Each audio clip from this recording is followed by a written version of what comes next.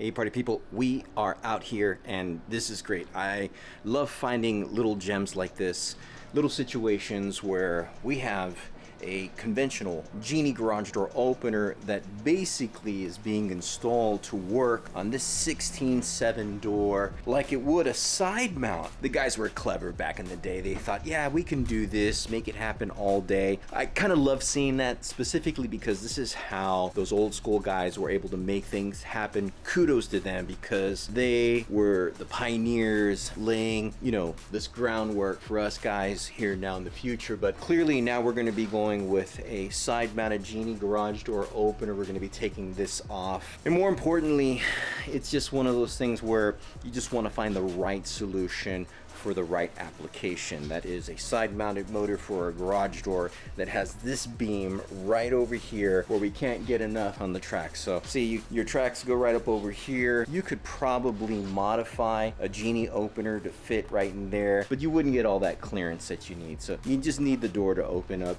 and get as much clearance as possible. Again, it's just the way they did it back in the day. I remember seeing garage door openers installed on the side here. They had it like upside down. They had the motor head up here, and it would basically be connected like this with those J-arms to the opener. And granted, it's all they had back in the day, but it's whatever. We're gonna make this happen, so let's party. Okay, so we have a blank canvas now. We've taken off that Genie garage door opener. What I like to do is I like to reverse engineer the installation of a wall mount, or actually all garage door openers. What that means basically, I will take off the old opener, clean canvas, everything is kind of pretty much just out in the open. I will start with the wall button, I'll go over to the sensors, and then last I'll put the opener. I pretty much do that with all garage door openers. Most guys will probably just start with the opener and then do the little details. I like to start with the little detail first to be able to kind of have like a vision of what I want to end up with. Once I put up the opener, well then I know, okay, these are the fine-tuning things that I need to do to make sure that it works perfect.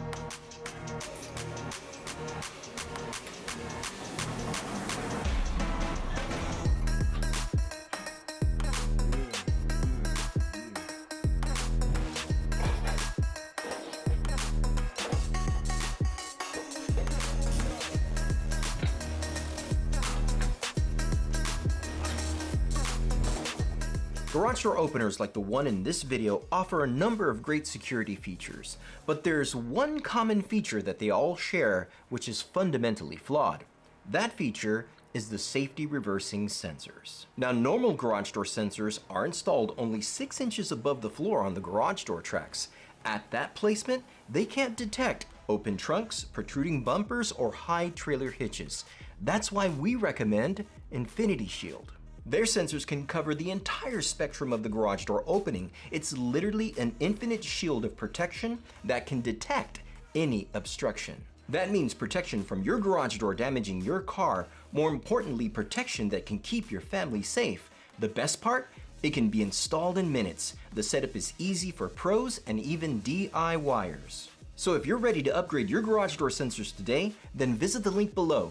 And a big thanks to Infinity Shield for sponsoring this video. So something that you want to keep in mind when you're installing a Genie wall mount garage door opener is that you might need the cable keepers.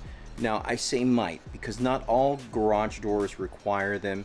I usually put them on Wayne Dalton 9100 model doors because they are very light, but this door, it's a little heavy. It's a 24 gauge door, so utilizing the cable keepers on this one, probably not.